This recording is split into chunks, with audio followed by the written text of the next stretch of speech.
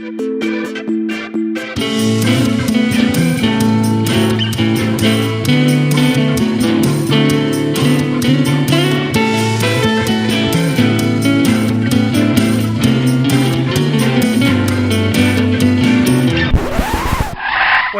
what is this shit? The Not Safe for F***ing Worker Placement podcast. I flipped the board. I despise that game. Oh, shit. That sounds like... Oh, wait.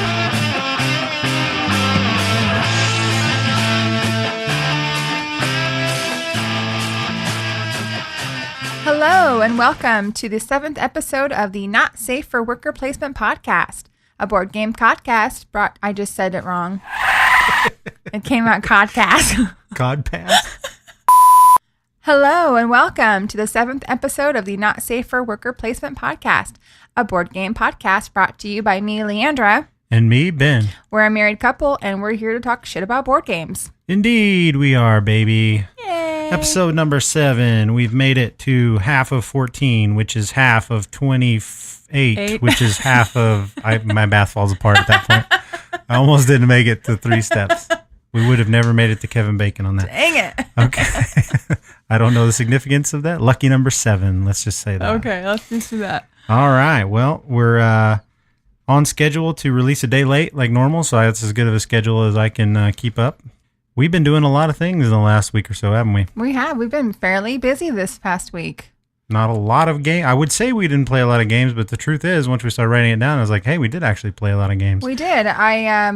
Well, we went to St. Louis, and the whole point was it was my birthday weekend, and I wanted to go out and play. I wanted to go out and sing karaoke Saturday night. I was so excited to get up there with my friends. And I was so excited too, babe. I know. So excited. I know you love it so much. Yes. And so we're hanging out on Saturday in our pajamas and playing games, and I'm like, let's just not do karaoke. Let's just have people over at your house, which is, Tracy's house, and let's have a pajama party and play games all night. And Ben's like, it's my birthday. Might as well have been my birthday, because that's what I would have chosen. And I was like, never. I got to tell you this, guys. Anybody listening, you don't have the luck that I have to have the wife that I have, unless you do. And I don't know about it, and there's some kind of weird second family thing going on. But for her to say, yeah, what would really be fun is if we just skipped out on the going out tonight and stayed home and played board games. I was like, my God, woman, I love you so much. For many reasons, but that reaffirmed it for me. Total brownie points right there. Yes, because I hate karaoke. So. I love karaoke so much. But we will need to... go ahead and set up like a mock karaoke at home just so I can get my karaoke kicks out. Home karaoke, I dig. Going out to places and listening to strangers sing bad music is not. It's much better to stay home and listen to your wife sing bad music. Yes, I agree. And do a fair share of it myself.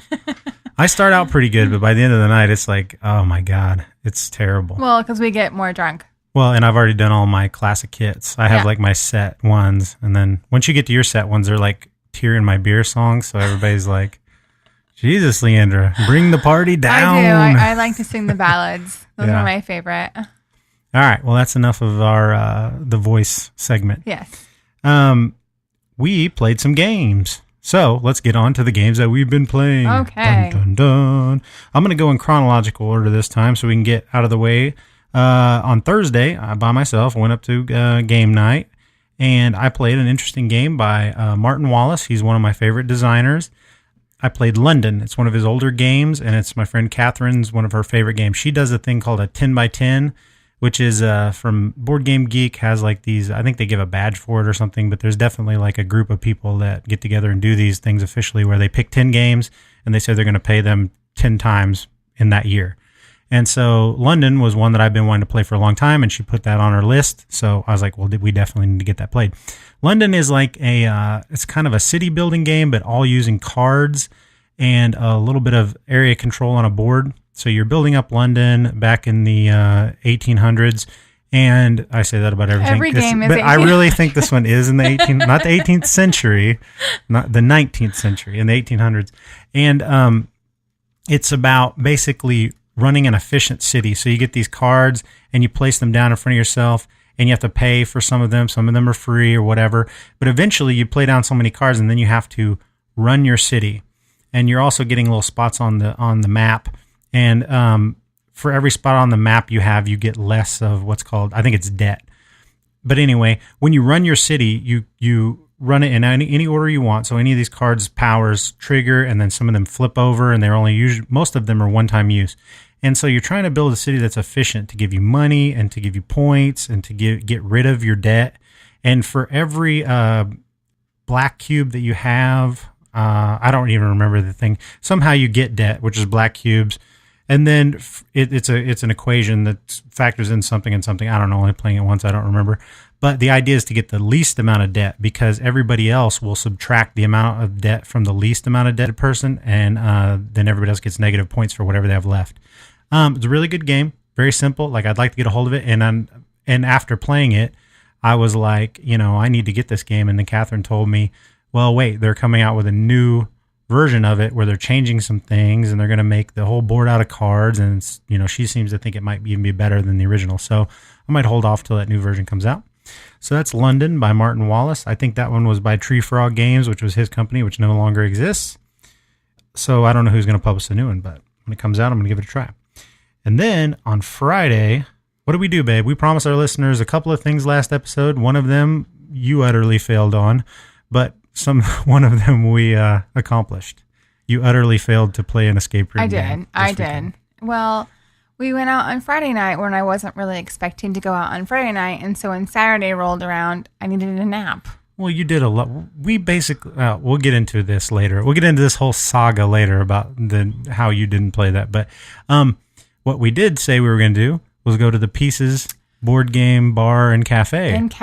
Which we did do. And while we were there, we played a game. We're going to talk more about that because we have an interview with the owner in just a little while. But what game did we play while we were there? We played Patchwork. Yes, it's a two-player game, and it is by, that's you, baby. Uwe Rosenberg. Is that, and Mayfair Games. Okay. Yeah.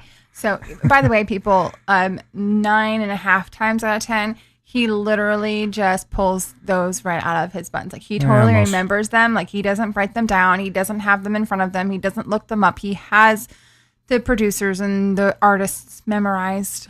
Well, whenever I get it wrong, believe me, there are people listening that know that and more than what I know about them. So I think it's pretty impressive, baby. Well, thank you, Dan. So anyway, you're easily impressed. So we went to Pieces Board Game Bar and Cafe. Do we want to talk about that right now, or we want to talk about Let's that save it for later? after the interview. Let's just talk about, we played Patchwork because pretty much we wanted to play something we already knew, because we had spent the whole day, and your friend had just gotten off work. And I was a little antsy because I was ready to go see Tracy. So, so we got there, we enjoyed, we did the interview, and then I was like, okay, let's play this game because we want to have the experience of playing a game in this awesome place. Yeah, we wanted to get a drink, and you know, I got a beer and you got a nice coffee, and we wanted Patchwork. I think we've talked about Patchwork before. We have. Probably, yeah, we have. So, but it was the same result as every time we play Patchwork. I always lose. I always lose Patchwork. So it's a cute little 2-player game for a quick recap, and you have all these quilt pieces, kind of like Tetris. They're kind of built like Tetris. So you have your quilt in front of you, and you have buttons that you pay and time that you pay. And anyway, long story short, you got to make your quilt. And if you don't make your quilt, you minus your points, and whoever has the less points wins. Ben always wins. I have never won a game of Patchwork, but it's still fun, and I still like to play. Right? It is. This is the only time I've ever played it that I have got a negative score, which is not that uncommon in that game, because you really need to fill up almost all of your board not to get a negative score. Usually I end up with a negative score to begin with, but I always get there's a bonus tile. If you get 7x7 covered up in your 9x9 quilt thing, then you get a bonus of, like, I think it's 10 points, or I don't know, 7 or something like that. But if I would have got that, I would have been into the plus, but I think I had -2 points. So, but I still won. You still won, as always. That was Patchwork, and we're going to talk some more, like I said, about Pieces in a little bit. But then Saturday night rolled around, and that was the big night that we were going to go karaoke, and Leandra decided to stay home. And so the people we were all going to go out with, friends of ours out there, all came over. There were 7 of us.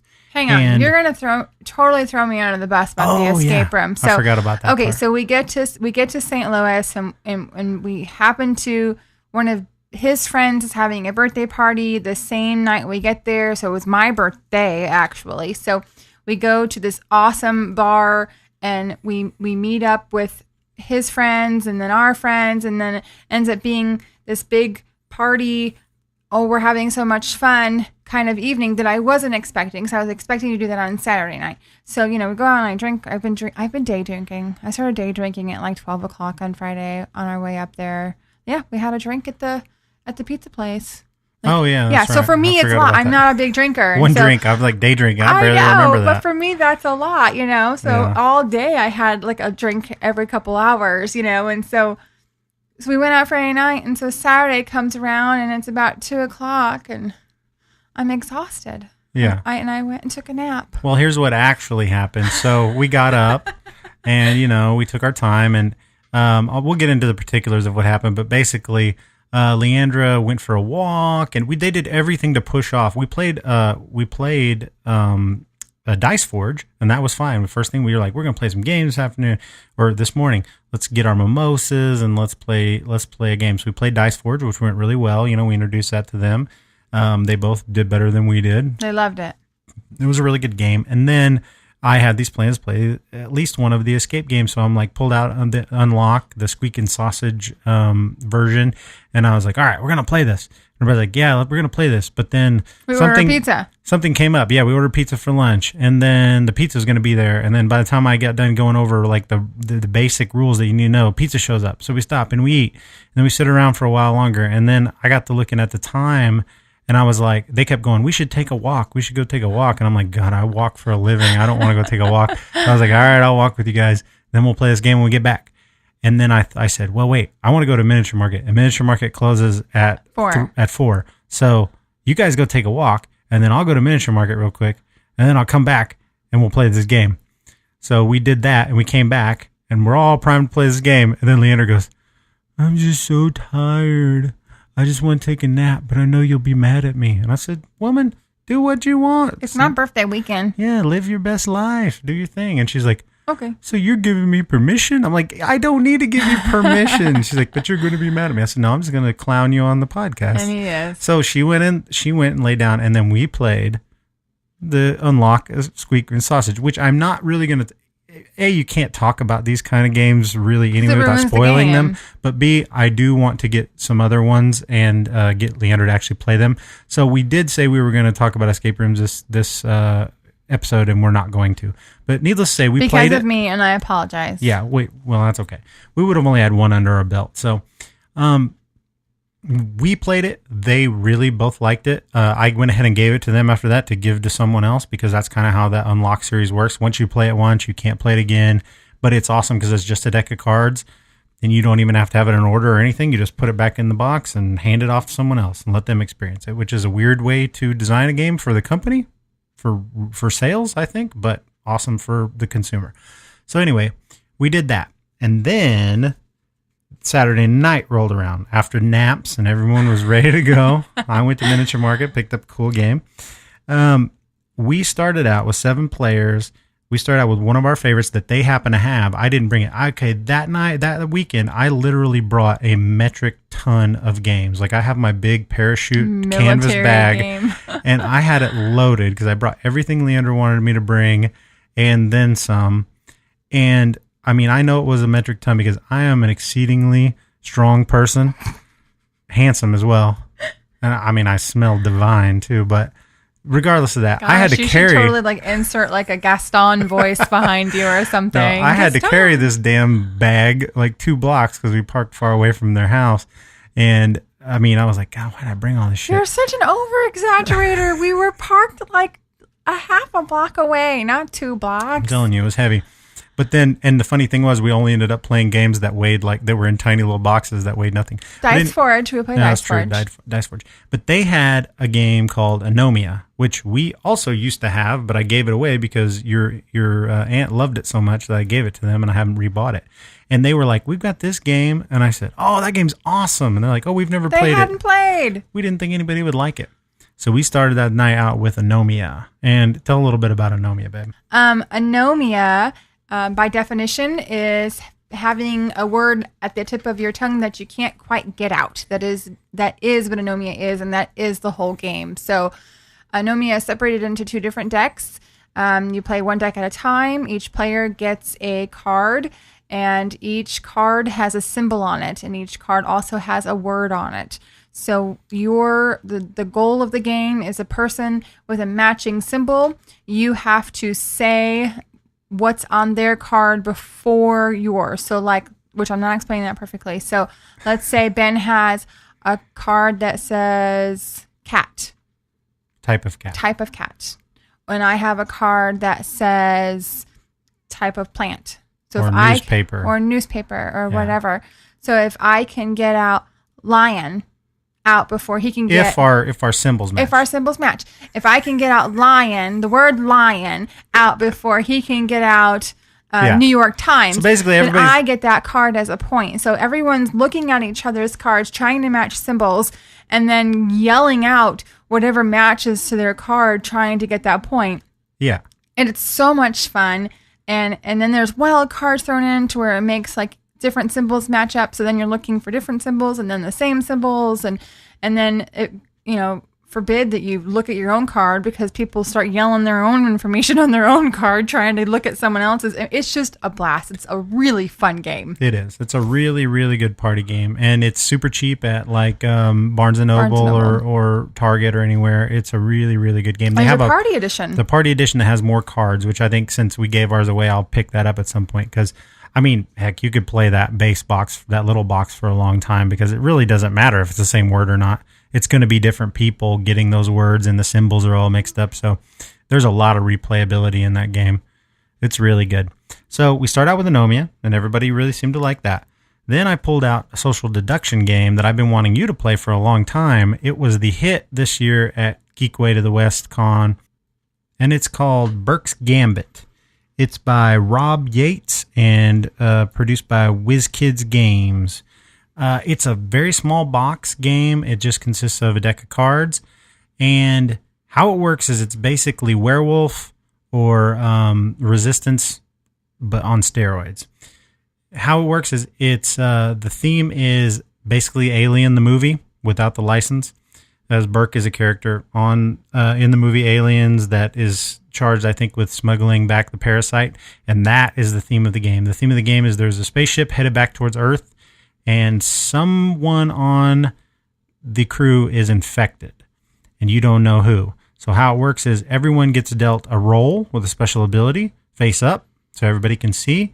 Everyone gets dealt a company affiliation, face down, that only they can see. Which I find funny, by the way, that the abbreviation is ASS. Yes, it's the Acquisition Support Specialist, which is awesome. So who's the asses and who's the company? The bad guys are the asses, which is great. That's just genius design. So and then everyone also gets dealt a third card, which is their scan card. And on the flip side of that card, it says whether you are the infected or you are not. And there's always only one infected, no matter what the player count. And you can never look at your scan card. There's a bag of dice, and these dice have different actions on them. They're custom dice with different symbols on them. And what happens is everybody goes around, and on your turn, you reach into that bag of dice and you roll one, and it tells you what you can do. And the options are scan someone to your right and left. By scanning, he means looking at the card that will tell if you have a parasite or not. So you could look to your right or left and look at their scan card, and then you know whether or not they are a parasite or not. And the whole thing is, if you're the asses, here's how you win. You win by the parasite making it to Earth and not getting destroyed.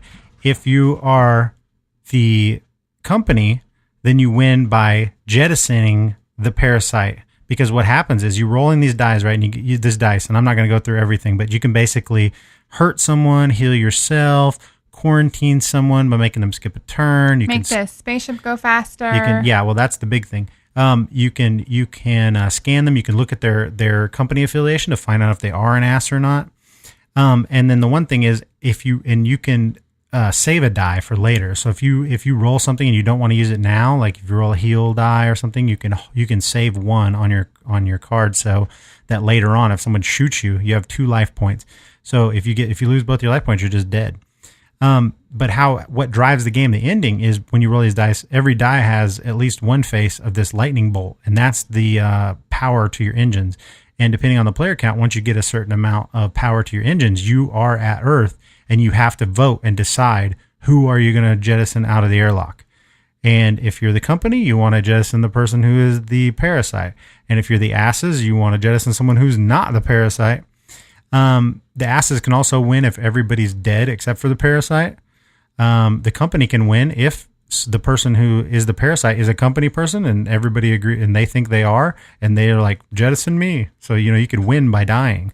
It's very interesting because it is a double bluff. It's so much fun. It was so good because we played twice and Ben was an ass both times. Yeah, and I won both times by being one of the last ones. And I called you out. I know when you're being an ass. I know it, but no one else believed me. And in the last one, you were the parasite. And I convinced everybody that you weren't the parasite and that somebody else was. You made Tracy believe that she scanned my card. It literally my own best friend for 25 years. You bluffed her into believing that she had already looked at my card. There was no reason to look at Leandra's card again. You've already looked at it, Tracy. She hadn't looked at it, and she was the only person that parasite. hadn't looked at your card. Pretty much, that wasn't everybody that was on the ass team knew for sure that you were the parasite. But we had everybody convinced it was somebody else. And in that game, it came down to just me and her alive. And she decided to jettison herself out because she was the pilot, and she knew she took a lot of pride in being the pilot, and the ship doesn't go down. The captain, because she thought that she was the parasite. And so she said, "If I'm the parasite, I'm going to off myself because that's what good guys do." And it's really good because the cool thing is, like, you can kill people, right? But if you kill the person who is the parasite, because once someone's dead, they reveal all their stuff, what side they were on if they're the parasite. If they are the parasite, then that's not the end. You just take the parasite cards and everyone's scan cards and shuffle them up and then deal them back out. So then you know nothing again. Like, you might know what team somebody's on, but now they might be the parasite, whereas before you knew they weren't. It's just a great game. It is. It was so much. We played twice, right in a row. It was so much fun. I mean, I still think there's a place for werewolf and stuff, but to me, I would never play the Resistance or Avalon again because this is just so much better. And it's super cheap. I never hear anything about this game. I didn't know about it till my friend Matt told me about it at Geekway. And then when we got it, we played 20 games of that probably at Geekway. And it was everybody that played it loved it. But I haven't heard about it on any podcasts or reviews or anything. It's just a really good game. So go out and pick that up from WizKids. That's Burke's Gambit. And after that, what do we play, babe? Joking Hazard. Yes, a really disgusting game. So dirty. It's Cards Against Humanity Pictures, basically, is the idea. It's by Cyanide and Happiness. It makes me feel wrong. The webcomic, yeah. It's okay. So we're going to play a round of Joking Hazard now on the air. So I'm going to try to, this is a very visual game, but I'm going to try to describe what it is, just so you can get an idea of what it is. Is my mom listening? Oh, I doubt it. So she doesn't know how to operate the internet. That is true. So the first thing that happens is you have a hand of cards, right? And then it's basically set up like a 3-panel comic because Cyanide and Happiness is a web comic. So what happens is you flip over from the main deck, you flip over one card, and that's the first part of the joke setup. So this one here, it always features a blue guy and a green guy, and they're just little stick figure-y type dudes. This one, the blue guy says to the green guy, "I heard your father passed away." And then it's the other player's turn. It's whoever's turn it is to set up out of their hand, the next part of the panel. So I'm going to go ahead and set up the next one. All right, so my card is the green guy responding, "You're goddamn right." Oh, my God. Now Leandra will play the final punchline card to this 3-panel comic. So far we have blue guy saying, "I heard your father passed away." Green guy saying, "You're goddamn right." All right, are you ready? Ready. So then blue guy responds, "I do not give a shit." Horrible. That's so mean. So that's our 3-panel comic. It is, "I heard your father passed away." "You goddamn right. I don't give a shit." God. So it's a really circular conversation. And they get dirty. Oh, they're so bad. Like in my hand, I have a picture. I mean, some of them are just pictures, and I have one where both of them pull out guns and shoot each other in the head. I've got one that says... This one, the blue guy's puking blood all over the green guy. That's no good. This one says, I'm dying of cancer. Like, that's horrible. This one says, no wonder my ass hurts. Oh, my God. All right, so you get the gist. I mean, it's not high-level humor here. Nope. But sometimes and when you have a bunch of people, you get some really good ones, like good combinations. And we started playing, like, you don't have to play, the punchline at the end. If it makes it better to play it in the middle, then you play it in the middle, and I think that's perfectly acceptable way to play this game. It is not highbrow humor. It is pretty much as low as you can go, but it is pretty funny. And for a party game, I mean, to me, it's better if you I'll try to go a little more high concept with your stuff than just like, there are some that are literally like, they're just gross. I mean, they're bad. They're like really bad. Like there's some that are like atomic cards. And if you play the atomic option every single time, it's like, okay, we've seen that. But sometimes they're subtle and they're funny, But not a perfect game by any means, but pretty good in a setting like that. After you played a couple of, little more thinky games, this one's definitely not thinky at all. So it interests me. I like it better than Cards Against Humanity. But just like Cards Against Humanity, like after you play it about 5 or 6 rounds, you're like, yeah, I kind of, the new has worn off of it, But it's an interesting game. So that pretty much wrapped up that night.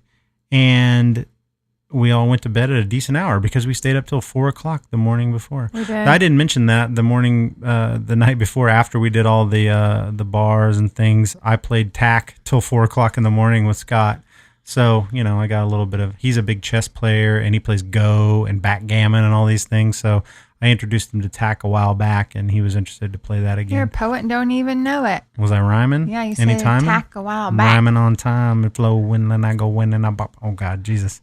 I'm going to edit that out sure. Don't edit it. Oh, Lord, I'll just drop a beat on it. Don't edit it. All right, so that's it for games we've been playing. That was a long segment. Yeah, but now we have the awesome interview to talk about. That's right. So we are going to put our interview in here with Laura Leister, one of the owners of Pieces, St. Louis board game bar and cafe.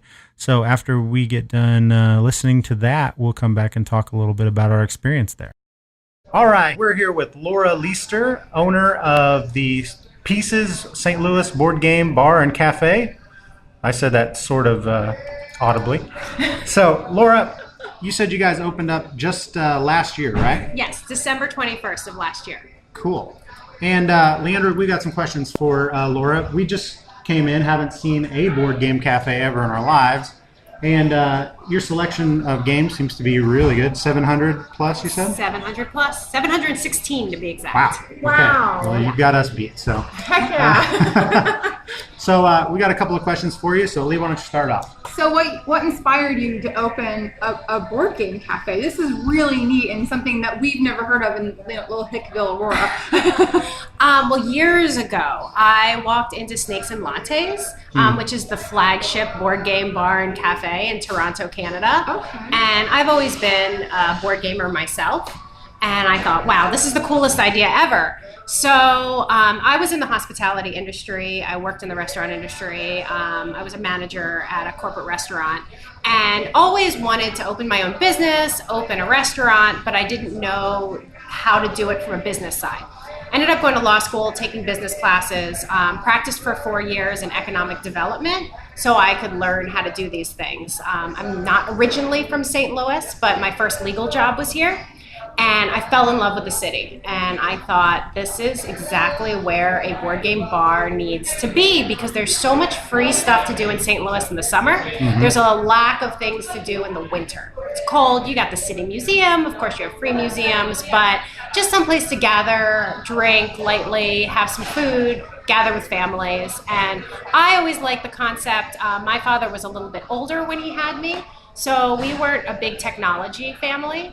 Wasn't glued to my phone, and this is what we did. We hung out, we played board games, we were with family, and so I just thought, why not make it my life? That is awesome. Yeah. That's a really good backstory. Heck yeah. So it's surprising to me that this is the only board game cafe in St. Louis, since it's a thing that's popping up all over the country now. I know there's several in Ohio and Indianapolis and Toronto. I think Snakes and Lattes has expanded. Do you anticipate more? Are you thinking of opening up more yourself, or is this enough? We have ideas in the pipeline. Really? Is all I can say at this point. But yes, we didn't want to end with this one right okay. here. That's cool. Well, what would you say is the clientele that you get? Would you say you get more hardcore gamers or more newbies that don't really know what they're getting into when they come in here? This is what I love the most about Pieces is that we have no demographic. When you look out, when these tables get full, there will be families with toddlers, there will be families with teenagers, there will be families with their adult kids. Then you'll have millennials and college kids coming in. A lot of retirees just coming in to play an old game like Chinese checkers.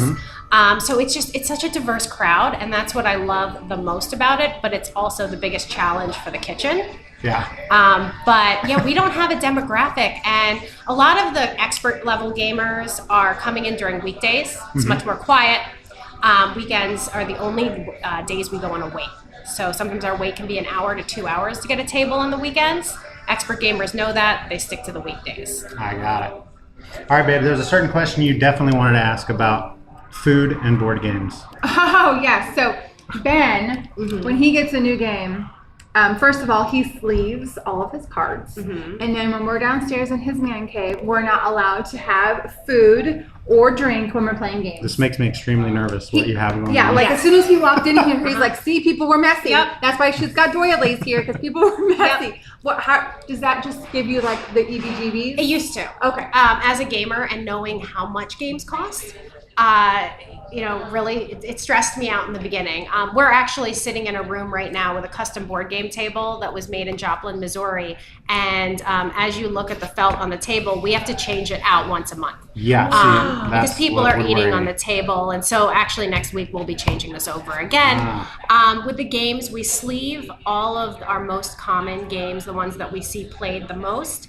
Our goal is to sleeve every single one. And then also we use a spray on the boards that wipeable. If you spill, it's a wipeable cool. spray. So if you ever open up a box and it smells like plastic, it's that spray. Okay. And then we also have, I always say my staff hates me because not only do we alphabetize all of our games and put them in level of difficulty, we have a side work plan. So every shelf has to be disinfected as we go on. So like Tuesdays, it's the first 2 rows of the first shelf. Wonderful. Over and over again. So we go through, then we count pieces. We end up purging about, believe it or not, 30 to 40 games a month. Really? That's what I was wondering about piece loss and stuff like that. Do you have any support from companies to replenish your pieces? We do from some of the manufacturers, but since we don't retail, we don't get all of the benefits that a lot of people get when they're retailing games. But we're very lucky. Miniature Market is in St. Louis, and they have been a huge support system for us and help us get the games that we need. So we try not to buy from like Amazon and the big dealers. Sometimes you have to. But Miniature Market's huge in keeping our supply continuously running. But it stresses me out. Luckily, though, the yellow and red games are medium and expert games.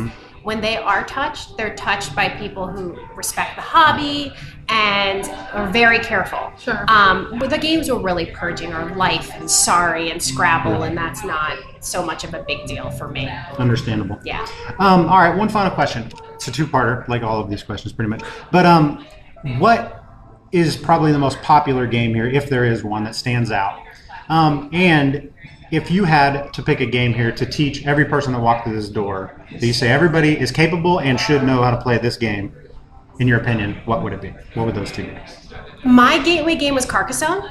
So now, I mean, I don't play it as often because I'm so excited about all the new games that come in and I can't even keep up with it. But Carcassonne is the game I would love to teach every single person that walks in the door because they realize how easy it is. It's not so intimidating and it's fun and there's strategy and there's lightness to it. And so Carcassonne would definitely be the gateway game that I would teach everyone. The most played games? Cards Against Humanity. Yeah. That would be one of them. Telestrations would be another one. Catan. Yeah. I love Catan. Yeah, Catan, everyone's always picked because they recognize that. And so what I'm most proud of is we have a lot of customers that originally came in here and they pulled Sorry off the shelf or they pulled Life off the shelf, and now they're regulars and they're playing Blood Rage. Yes, that's... And they're playing all these hard games, and so we are ramping people up into the hobby. And so that's my favorite part. But Life and Sorry, they're always cool. A Dream Phone, Pretty Princess, the nostalgic games. Of course. Yeah. Well, that's awesome. So, Laura from Pieces Board Game Bar and Grill in St. Louis, Missouri, thank you very much for your time and giving this Absolutely. interview. And we're going to now go spend some time and check this place out. Sounds great. Thank you very much. Sure. Now, Laura was an absolute pro, right, babe? She was fantastic to interview. She gave us an excellent interview, considering that I didn't get a hold of her until that day. I had procrastinated and forgot to email, and on our way up to St. Louis, while you were driving, I sat there and emailed her about 3 hours before we got into town and asked her if it would be okay when they opened up to come get an interview, and she responded right away and said, absolutely, come on in. And as soon as we got there, we were like, hey, is Laura here? And she introduced herself right away. That was her that we were talking to, and she said, oh, Ben? Yeah, okay. Hi, Leandra. And she was great because, I went in thinking that we needed to maybe expand a little bit about what we were doing, and she said she had already been stalking us on our podcast and listened to a little bit of it. And so that was a great little feeling that was awesome. Yeah, it was cool. She said she didn't think I was racist. Yes, she did, which was wonderful. So I'm so glad to hear that. Yeah. That's so great. So, they've only had that place open since December of last year, honey. Mm-hmm. Walking in there, it feels like such an established cafe and bar. It's decorated awesome, and the bar's awesome, and I was thoroughly impressed about how it felt like it had bones. It felt like it was just, it had been there forever. You would have never had guessed that place had only been open for 8 months. I agree. I thought the location was weird when we first got there because it's in a close to downtown area, in kind of an old warehouse district right by a farmer's market. That's bumping. That farmer's market was a busy place, but it was kind of in a back area where all there was a big giant parking lot beside it, which is actually probably pretty good. It's perfect. But I wasn't expecting it to be like it was when we walked in. From the outside, it's just a big warehouse building, and then you walk in, and is it cool? Oh my God. It's huge, but it's also cozy. It's got its little areas, which is what I would always think about. It has its little side rooms, and it has its little couch parts with cushions, and then it's got its dining area and games just everywhere. All nicely organized, like she had said. And boy, respect right here, finding out that she sanitizes them. I mean, come on. That's coming from a germaphobe. That is pretty awesome. I was so excited to hear that she sanitizes all the games. That's pretty awesome. You're a germaphobe that sanitizes nothing ever in our house? No. Apparently, you've not gone on trips with me. I don't let my employees touch the railings when we're in subways, and all the airplane seats and everything gets cleaned with the sanitizer wipes before we're even allowed to touch the little fold down tray things. And no, ew, gross. I wish you would do that with our bathroom. Well, but that's our germs. It's different than other people's sneezing, nasty finger germs and don't know where those. Yeah. That sounded like a full-time job just in and of itself, Right? keeping them clean. But I thought that was interesting. We sat back there in that room with that gaming table to do the interview, and as you could hear in that interview, they turned down the volume of the music was pumping in there. They turned it down, but they couldn't turn it all the way off unless they turned it off in the whole place. And you heard a sweet harmonica solo in the background there, but that's just a bonus. We won't charge extra for that. But that was a little private room that you could go into, and it was just really cool. And Mary. Oh yeah, then our server came. So then we decided we would actually, after the interview, we said thank you very much, and we're gonna go check the place out. So we found a table in the middle. They had just opened, so we were the only people in there, and our server came up, Mary, and she just started introduce herself. She was playing a game all by herself. She was trying Bob Ross. She was trying to learn the rules to the new Bob Ross game called The Art of Chill, which I definitely want to get as soon as that's widely available. It's a Target game. I think it's a Target exclusive, but it's not out yet. It looked really cool, but they had it. And she was sitting there learning that, and then she came over to take our order and started talking about, you know, if there's anything I could show you. And they're like, oh, she's like, oh, you guys already know how to play games, right? And just started talking about her process of, she wasn't a huge gamer when she started there. But, no, and she teaches herself how to play these games so that she can teach the customers if they need help. Like that's so cool. Like, my gosh, like she gets paid to learn her games. job is to learn games, like, and to talk to people. Like, what an awesome job. It was really good. And she was wonderful. And she was talking out how she started out on they have their games organized in alphabetical order, but also alphabetical in easy to hardest to expert games. So they had, all their easy games were like tagged with green and then to red for expert games. So she said she started from the green and she'd worked her way She learned all the 2-player and then she learned all the 3-player. And then she's working her way into the yellow, section. So she's going to end up learning all the games there, which is really cool. And so she was awesome. And, we played our game and then we had our drink and then we just we moved on. But I was like, we should definitely come back here next time we're there. I mean, when we, because I was a little antsy to go see Tracy. I hadn't seen her in a few months, so, I was kind of ready to leave. But if I hadn't had someone waiting for me, we would have just stayed and played another game or 2 or 3. Like, it was a really cool experience. And I definitely think that we need to go back the next time we're in St. Louis. And thank you, Laura, again, for the awesome interview and taking the time to talk to us. Yeah. So if you're ever up in the St. Louis area, look up Pieces, St. Louis Board Game Bar and Cafe. Yes. Check it out. And now it's time for our main feature of the episode, which aptly is party games, since we played so many of them this weekend. So, babe, what's some of your favorite party games? Ooh, the first one on my list is Cash and Guns. Yeah. Oh, that's such a fun game. It's just fun. Like, I played it with, maybe 8 people or so, my nieces and my nephew and my sister, and it was just a blast. Like, it's a quick little party game, and you have these styrofoam? Yeah. Styrofoam guns, and you choose to shoot or choose to shoot blanks, and you have to point them at your family members or friends, and then based on if they cower down because they think they're going to get shot, whoever's left standing gets to rob wherever we're at robbing. Well, you basically have already robbed a jewelry store or a bank or somewhere, and you're dividing up the loot. But then it goes south during the dividing up phase, and that's where the guns get pointed and whatnot. So you decide, whether you're gonna double cross people and try to shoot them and all that stuff. It's really fun when it's full of your family and you're all shooting each other, and then whoever's main turn it is gets to turn one gun to somebody else. Yeah, whoever's the Godfather or whatever. Yeah, and so it's just a fun little silly game that I enjoy so much. It's designed by Ludovic Maublanc. Wow, good job, babe. That's pulled that right out of my ass. You did good. He's designed some other games with Bruno Cathala that I really like, and it's a really ingenious little party game. I think it's really smart, and a lot of games have stolen that kind of mechanic since then that he used. So he definitely came up with something original. It is when other people take it and use it. So Cash and Guns, it is always a hit.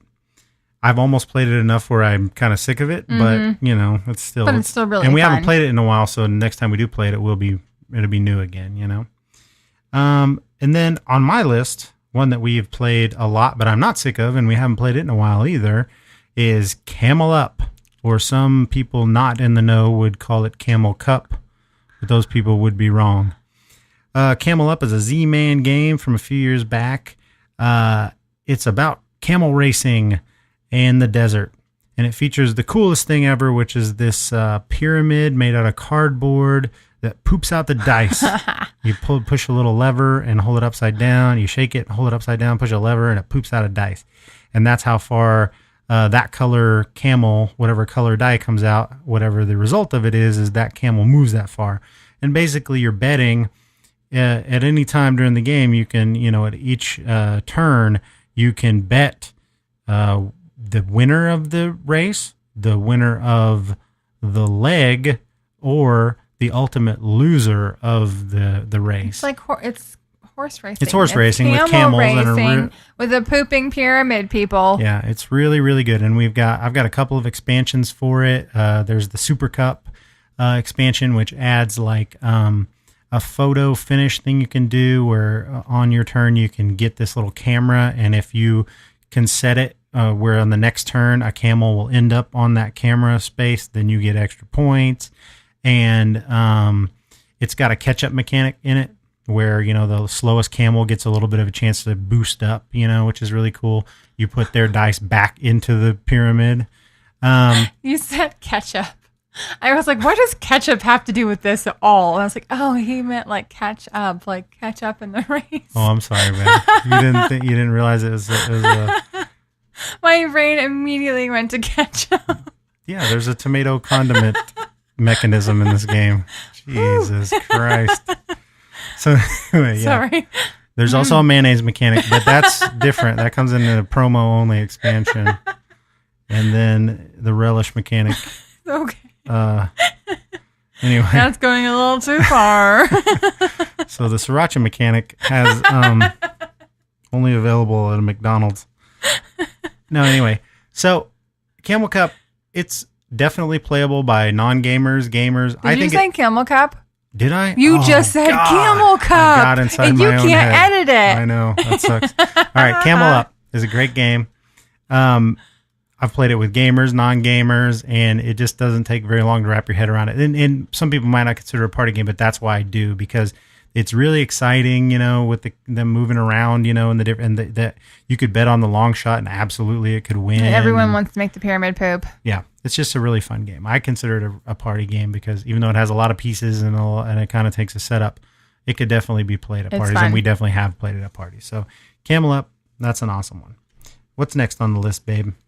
Code Names. Yes, Code Names by Czech Games Edition, designed by Vlada Shavato. I just thought I'd take that for you. He's one of my favorite designers. He's a really good designer. He designs everything from super heavy. Remember that game we played with Matt, the Dungeon Pets? Yes. He designed that game too. So he designs stuff. Matt makes the best voices for his characters. I love that so much. So he designs things from that level all the way down to party games. So what's Code Names all about? So Code Names is a series. Is it like 5x5? Is that what it is? Yeah, I think so. Yeah. It's a 5x5 grid of little cards that have words on them. And so then there's two sides, so it can be up to what is it? Is it 10? You can play technically from 2 players on up to as many players as you want to have, as long as you can split them into 2 teams. There's a red team and there's a blue team. So once you pick out a captain, the 2 captains share a guide, and the guide will tell you, okay, it's a pattern. It's a pattern, and so it'll tell you. So out of that grid that you did, the 5x5 grid, which cards are the blue cards and which cards are the red cards. And as the captain, it's your job to... And one card is a black card. And one card is the assassin. Which is the assassin. If anybody guesses that, they lose immediately. So as the captain, it is your job to give clues to make them turn over or to pick as many cards as possible per turn, because you want to get all of your cards before the other turn. So like you may have like different country names. And it's one word clues, right? Yeah, they're all one word clues. And so you might have different country names out there, and they might all be in Europe. So you could just say Europe 4. And that would mean that there would be 4 cards in your brain. There's 4 cards that go with the word Europe, but you have to be careful, because if you missed one of the other team and you turn over that, not only does it end your turn and then you don't get to do the rest, then it gives them a point. Yeah, well, yeah, because the first team to turn over all of their cards wins. So you're giving them one less card that they have to guess. I'm a really sucky captain. No, you're not bad. No, I'm really not. You're an excellent captain. I'm a really sucky captain. I don't like to be the captain. I think it's too stressful. Well, I love it, and I actually prefer to be the giver rather than the other team. Do. But oh my god, but yeah, definitely I do. I don't prefer to be the receiver at all. But also I'm sorry. there is now Codenames pictures, which I prefer, being a visual type guy more than even words. To me, I like the pictures are cool because they almost take that Dixit idea of, they're not quite as out there as Dixit, but each picture is like a weird thing. Like it's like a Volkswagen Beetle with actual Beetle antenna on it or something, So it could be more than one thing. every picture is just a little weird, so it could mean more than one thing. So then you still have to give your one word clue, but for the pictures. Oh yeah. And we've mixed them up. The beautiful thing is you can mix them up. You can mix the pictures and the words and lay out a grid of pictures and words. It's really interesting. And then just at Gen Con, they released Codenames Duet, which by all accounts that I've heard, I haven't picked it up yet, but it's a 2-player only version that you're cooperatively trying to get each other to guess the right word. So you each have a pattern, right? A different pattern, but there's like 3 assassins out there, and it's just supposed to be much harder than the original, and so you have to really work together and be very specific on how, and you have a limited amount of time to do it, limited number of turns. I like it because it's a brain teaser. Like, not a whole lot of party games make you really use your brain. Yeah, you know what I mean? does. And this one does. So I think that's why I do enjoy Codenames kind of more than the rest of the party games because of that. I like it too. Yeah, you have to get people around to kind of focus, but there's lots of laughing. There's lots of, especially whenever, you think you've got the perfect clue, but then you turn over that other team, more of the other team's cards than your own. My sister, I think there were a few cards out there that my clue that she gave me was taco, and the word Bell was out there, which, come on, Taco Bell. Yeah. And so, but she didn't think about that. She didn't think about Bell. And then she thought I was insane by thinking, because there were obviously other clues that met with a taco much better than the word Bell did. Wow. But it's like, come on, it's Taco and Bell. Like, how do you not go Taco Bell? Yeah, and that's the thing. You got to not only look at your own cards, but you have to look at what you might be giving a clue of the other team's cards, or especially that assassin. That's what makes that game genius, is the inclusion of the assassin, because you never know, that assassin might go with any clue that you give, and you have to be very careful about not giving. It's like, I got the perfect clue, but if I do that, they're definitely going to pick that one, and that's going to lose it for us. So I'm always the loser captain that gives one word with one card. Yeah, that's lame. Like, I whenever know, it's lame. you say Rome won. It's like, oh god, crap. Yeah, but that happens sometimes because you don't have a good choice. Especially if you're ahead, you're like, all we need is 1 or 2. If we get 1 in the next 2 turns, unless they get 3 every time, we're going to win. So. But that's the lame way to do it. I know. So that's Codenames Pictures, and hopefully we'll get a chance to play Codenames Duet soon. And then next on my list is a very simple card game called Pairs. And I do believe this is another joint effort between Patrick Rothfuss and the other guy from Cheap Ass Games that I'm blanking on his name. I'll insert it here later. Maybe not. But anyway, they're the team that came up with TAC. And it's a game that also sort of stems from the King Killer Chronicles book series. But it's a card game designed with what's called a pyramid deck, which means that for every number there is in the deck, there's that many cards. So there's 1 1, there's 2 2s, 3 3s, 4 4s, 5 5, 6 6s.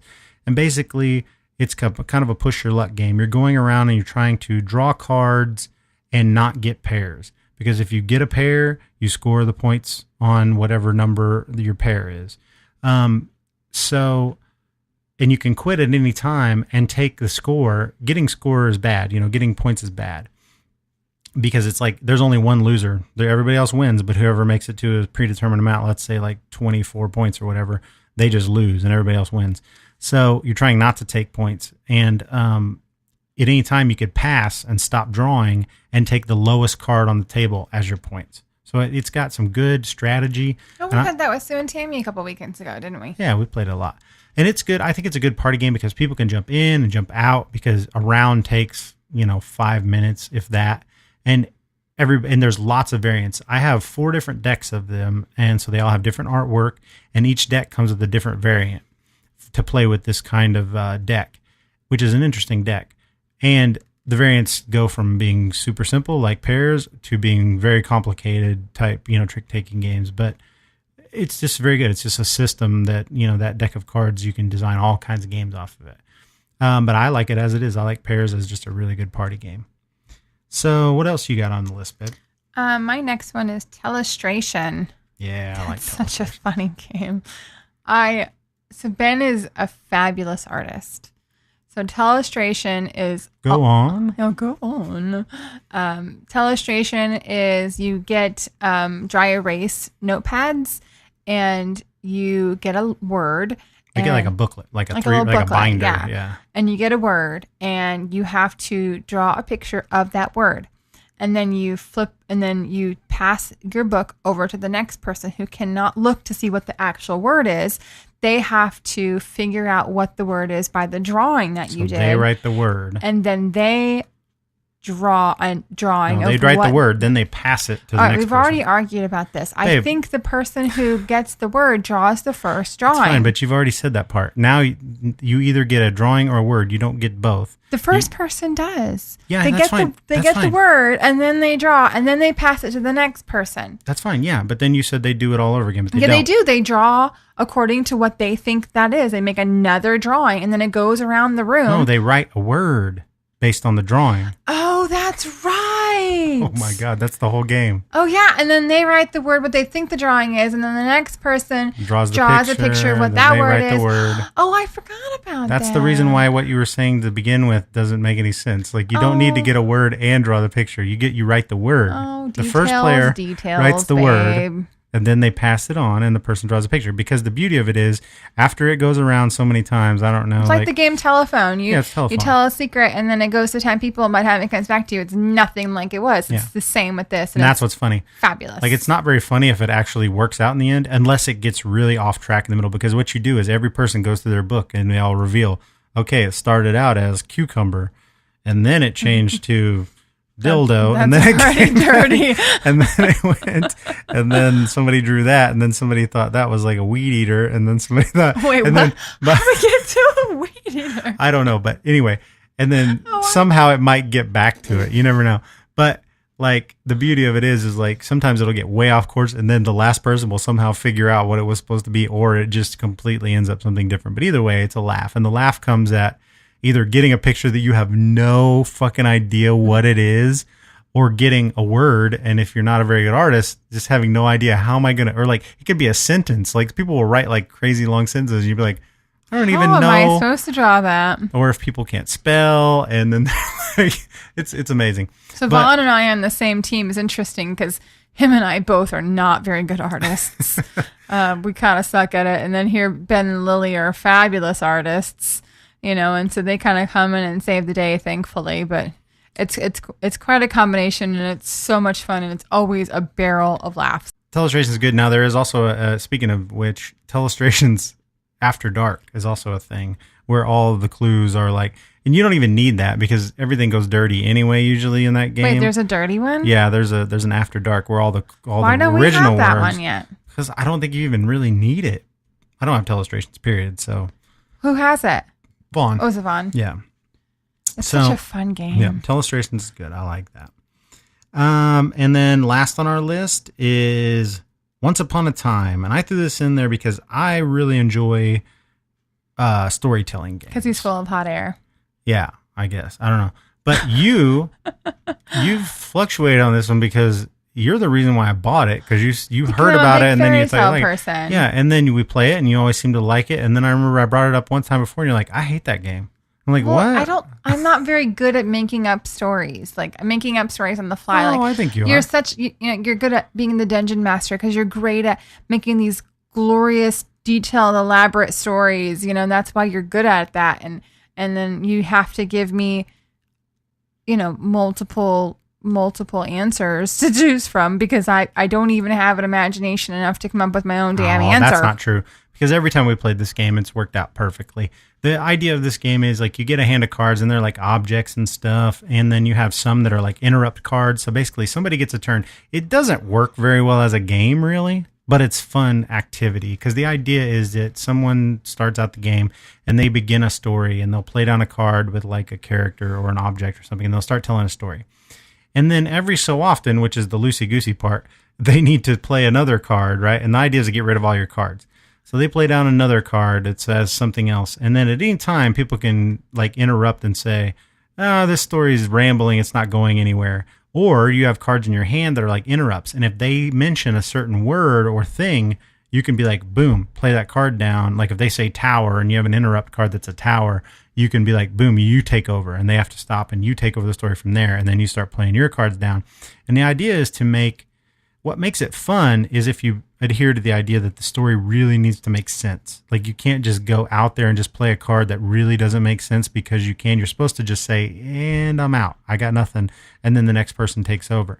But what some people try to do is win the game, which is dumb because that's not what it's about. It's about telling a cool story. So you're supposed to just stop when you have nothing. But some people will be like, and so then the magic sword that the rat had, like it doesn't make sense, That sounds perfectly legitimate to me.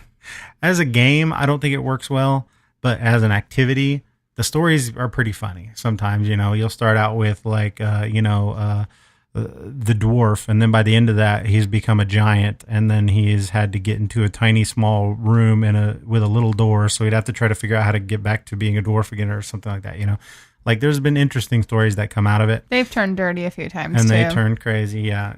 But I think I've played better storytelling games, but that one's the best, I think, party style one. And it's all like fairy tale. Yeah, it's all basic style. fairy tale stuff, and it's got cool artwork. And there's tons and tons of expansions. I've only got one expansion for it.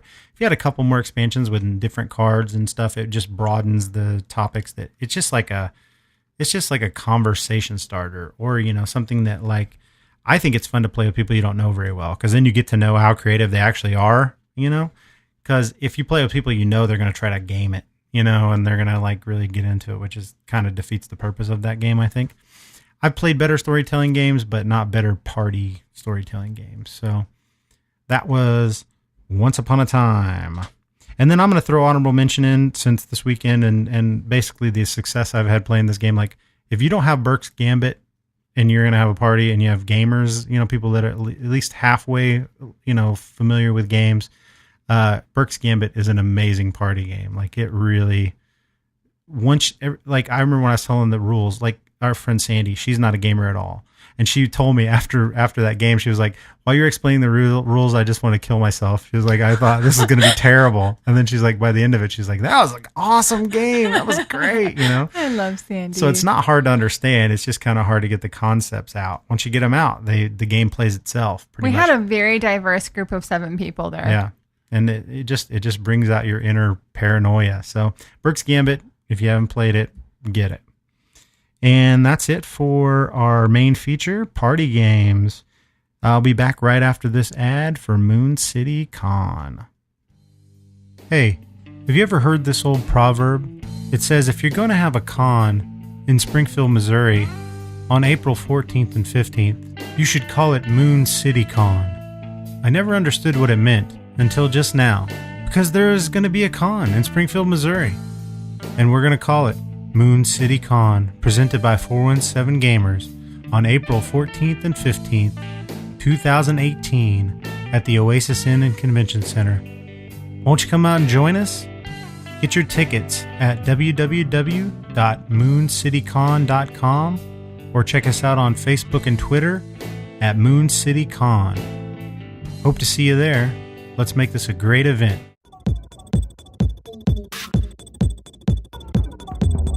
IRL. And now we're back with IRL.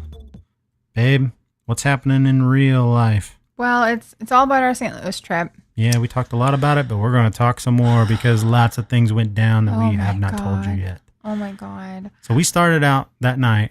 We went to the board game cafe. We did our interview. Then we hooked up with your friend, Tracy. Then we went to your friend's birthday party. My friend, my childhood friend, happens to live in St. Louis, and we cross paths a lot when we go up there to visit. And so it was your birthday, and it was his birthday, and so we thought, let's just combine. We need somewhere to go have dinner. So we went to the Urban Chestnut Brewery. In the Grove. In the Grove in St. Louis. And I've had their beers a lot. They distribute them around here, and they're pretty good beer. So I thought, let's go see what they have. And oh my God, on tap there, it's just the whole place is like a German beer hall style, giant long tables and big room that's like the bar is set up in front of the brew tanks. And they had no less than like 30 different beers on tap of their own. They had other stuff too, but they had at least 30 of their own brews and German style food. What'd you have for dinner? We had pretzels. pretzels, but there was called something crazy because it had like 3 different. I don't remember the It name had of like it. 3 different. It had some nasty ass like looked like dog puke and tasted like baby food stuff. It was orange, and then they had a cream cheese or a butter one dip, and then they had a spicy mustard dip. So how was it? Did you like that? Not the nasty orange Well, obviously. dog puke baby food one.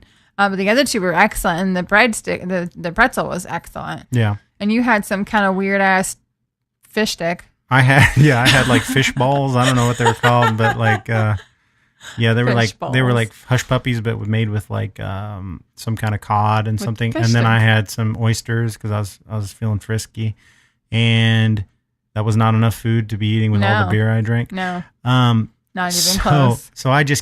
I was buying my friends beers, buying beers for myself, and then you guys left me right So in the yeah, middle because of it's my birthday, Yeah. and you know he's like, hey, my friend's having his birthday party. We need to eat anyway, so let's go here and meet up. And so I was like, sure, you know. So I didn't want to stay there all night. It's my birthday party, and I don't do beer, and so I wanted to go do something with me and Tracy, and so we went literally across the street. Yeah, to, while I stayed there. So you stayed there with your friends. I was waiting for her husband to get. He works for a law firm, and he was working super late. So I don't know. This was probably about 8:30 or so, and he Yeah. had still insurance. So I was like, I'm gonna wait till Scott gets here because he's planning on coming here. And you know, my friend was still there, and our other friend Bob and Anna, they had just shown up. So I was like, okay, I'll hang out here for a little while. You guys go do your thing. I didn't know where you went, honestly. So, And yeah, so we I hung were- out there for another hour and a half, drank more beer and stuff. And then finally I was like, where are you guys? And you guys said, oh, we're literally right across the street from you guys. right across the street at the Monocle, Yeah. and so that was fun. It's So what happened before we got there? So the Monocle. So Tracy and I had, you know, a drink or 2 outside in the patio, and then Anna apparently also got tired of the German hall, and so she hiked it across the big long street, you know, across the stoplight, and so she then joined us, and then we're sitting there, and I'm seeing all of these people walk in through the back door with all of like suitcases and luggage and lots of makeup on. I was like, what's going on? And I was like, oh, they have burlesque shows here. I was like, what? Burlesque shows? She's like, last week they had one outside right here in the patio. And I was like, oh my God. And so, you know, like I said earlier, I've been day drinking all day, and I was still drinking. And so, you know, I was feeling really good. And so at this point it was, I don't know, 10-ish. And the burlesque show starts about 10:30. I was like, let's stay for the burlesque show. I have never in my life, I've never even been to a strip club, like ever. And so it's my birthday. It's my birthday. And there's literally a burlesque show right where I'm already drinking. Like, it just sounded like a perfect idea. And they had like, it was all like secluded. Like, they had the big black curtains, and you had to pay for the, you know, to go in, and then they shut the curtains. And then Tracy's like, here, let's sit in the front row over my dead body. Am I sitting on the front row of a burlesque show, you know? Did you even know what you were in for? Well, because of the movie. Oh, because of Burlesque? Because yeah, Or Cher, Chicago, no, or- well, Cher and that's Christina Burlesque, Aguilera, right? that's Yeah. burlesque. That is literally all burlesque I know. That's it. So There was no. there was no Cher or Christina Aguilera there. But so we're sitting there, and like I said, I've never been to any of these shows, and it was fabulous. It was fabulous. So they didn't get completely nude. They had they would take off, you know, they'd have panties on, and they had pasties on Yeah, that's Burlesque. of varying sizes. Which Is that not in the movie? no, they didn't take off their tops in Oh. the movie. That may not be every. I mean, I've never been to a burlesque show either. I've been to a lot of strip But it clubs. was a variety show, and it was 80s themed, and Yeah. it was hilarious. So all of the skits that they did were just funny as hell. And so then they just kind of incorporated stripping while they're being hilariously funny with these 80s themed shows. Like they did a skit about Golden Girls with Dorothy and Sophia. And they did a skit about Saved by the Bell where Jesse got hooked on the caffeine pills, you know. Yeah. Like, it was just really, really funny show. There were a few times when they were bent over and their rear ends were pointing in my direction, and I'm sure I turned bright red if anyone could have seen, but the lights were down low, thankfully. And well, they were interacting with you because we came in because Tracy told me it was my damn birthday. Yeah, midway through, us guys wandered in, and I think Bob knew the owner because we walked in and I bought him a drink, and then he's like, "Oh, hey," this girl came out and started talking to him, and he's like, "Oh, hey, how you doing?" And they started talking, and then he's like, "We want to go see the show." And he's like, "How much is it?" And she's, "Oh, no, you guys just come on back." So they just let us in. We didn't pay for the show or anything. And we showed up in there, and I think it was in the middle of the Saved by the Bell deal. And then it definitely, like I said, I grew up in Dallas, Texas, the capital of all strip clubs in the world. So I've been to my fair share of strip clubs. This is definitely not that vibe. This was definitely more of a variety comedy show, yeah. Which was great because the first act that we saw was definitely not a woman, and but he rocked it. She was a woman, maybe I don't know. It could be any sorts of things. I don't know if he was a drag queen or if he was a transgender. I don't know, but either way, he was rocking it. He did. But he had 5 o'clock shadow and whatnot, so it was like, okay, this is the kind of show you know what you're in for. Like at that point, it's like when you walk into a strip club and 2 out of the 5 girls are pregnant. You know what you're in for. Like the ambiance of the place. But it was pretty fun from that point on, just to watch your reactions, Well, and then Lola. So Lola's like, she was, what's the word I'm looking for? She was the MC. Yeah, she was the MC. So she, she was funny. She was so funny. And I think what I loved the most is I've always had this thought in my mind about strip clubs and how the women are perfect. Like they don't have cellulite. They have perfectly altered plastic boobs. Like you said, you've never been to a strip club. But I've never been to one. So when I go there and I see these women that actually look like women, they have cellulite and they have curves, and it's like, yes, like these are actual women. You know what I mean? Like this makes me feel comfortable, and then I'm not just watching a plastic bimbo on stage. So Lola, she was the MC, like Ben said, and at the very end of the show, she did her own dance. So she opened the whole thing with singing Total Eclipse of the Heart. Oh, yeah. Because of the eclipse. Yeah. And she didn't know the words. And so she purposely was like, like, it was so great. It was so fabulous. And so she ended the show with totally pouring whipped cream all over her body. She was pretty good, yeah. Like her whole body. And the size difference in pasties it just blows my mind. It blows my mind, the size difference in pasties. Just like burlesque dancers, they come in all sizes. I guess. It was a whole new world for me. It was pretty fun. Yeah. So, oh God, you start working on your own act now? You got your own act coming? I do. I could see the Lion King pasties already. Oh God. There's little lion tails on there. So we left there. That was the end of the show. We left there 1 o'clock, something like that. And we had to make a quick McDonald's run, right? Don't forget the hash browns. Yeah, so that was exciting. We were in the back seat. Scott was the soberest person, so he was driving. And Tracy definitely was not the soberest person. So we but anyway, make a long story, and I definitely wasn't sober. So we went through McDonald's and we got our food and we went home. I then commenced to play tag till 4 a.m, like I said, till I was like falling asleep in between my turns and stuff. And woke up the next morning, and you were already up. You'd been up for a while, and I did not feel well, of course. And He immediately went into panic mode. Well, first thing I did was because every time I go out, like at the beer hall, at the brewery, the first thing you had to do is, start a tab, leave your credit card. And I'm bad with these things, especially if I'm drinking. And so I vaguely remembered cashing out and stuff. But I went and checked my credit cards just to make sure they're there. My 2 credit cards are in there. I look for one. There's one. Where's the other one? Nope, not there. Okay. Search every part of my wallet, take everything out. Nope, no credit card. 1 credit card missing. So I was like, shit. I was like, I had this immediate thought to check, but I thought I was going to be fine. And then my worst fear was realized. So I'm like, damn, well, if it's at the brewery, it's no big deal because I know they're like open for lunch and stuff. I'll go get it. I just left it. I didn't cash out. No big deal. But I was like, But if I took it to the other bar, to the Burlesque bar, who knows when they'll be open again? And like, who knows what kind, I was like thinking, shit, I'm going to need to cancel my card and all this stuff. And so I'm going through that and I call the bank. I'm like, I need to turn off my card. They're like, we can't do that. Your financial institution, or I called the card company and they're like, no, your bank has to do that. My bank's like, nobody's here that can do that on Saturday. I'm like, oh my God. So I was trying to just be cool and not be stressed, but I was super stressed, so I'm laying there with a hangover, like, babe, please give me Excedrin and some water, and I got to try to sleep, but I couldn't sleep because I was worried about my credit card.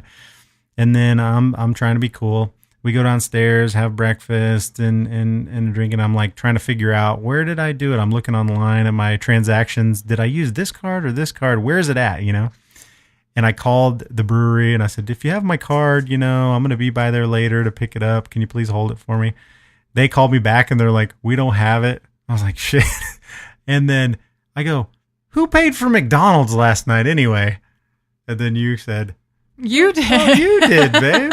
And I was You like, handed the card to Scott. it's like, you handed your blue card to Scott. And I'm like, Scott, where's my damn credit card? He's like, I don't know. I was like, you got my credit card. So he looks in his wallet and he's like, no, I don't. But at that point I was like, yeah, you got it somewhere. So it's in your car or something. So he had to go out to the car and he had put it in the console or whatever. So it was there the whole time. So crisis averted. I was much more calm after that. A lot of stress relieved. Well, he was very distracted about making sure Tracy got a hash brown. Yeah, Tracy's like, get the fucking hash browns. She was so drunk. They're vegetarian, so they can only eat a couple of things at McDonald's, She's like, get the fucking hash browns. She did so good. Oh. So anyway. That's our awesome weekend. I had such a fantastic birthday weekend. I'm glad, baby. I did too. It was super fun. I'm glad you had a good birthday weekend. I did. Too. It might as well have been my It might birthday. as well have been. That's my right. birthdays haven't been that good lately, so that was really awesome. My birthday's in the butthole of winter, so it's not usually that fun. We're going to wrap this up. We're kind of taking a lot of time. Oh, this is a short one. This is only an hour and 8 minutes minus the interview. Okay, yeah, that's time to kill it. Let's do it. That wraps up IRL, and that also wraps up episode number 7 of the Not Safe for Worker Placement podcast. Join us next week, where we will discuss some such other things having to do with board games. Oh, wait. What's that crawling over your shoulder, babe? Oh, what is that? I do believe that is Maurice, the gassy meeple. He's come to tell us something. Oh, Maurice. Why do you do that every That was time? ridiculous. All right. Bye, everybody. Bye, everybody. Thanks again for listening to the NSFWP podcast. You can find us on the web at nsfwppodcast.com and on Facebook and Twitter at NSFWP Podcast. You can also find me on Twitter at Meeple of Madness. Come on back next week for another great episode. See ya.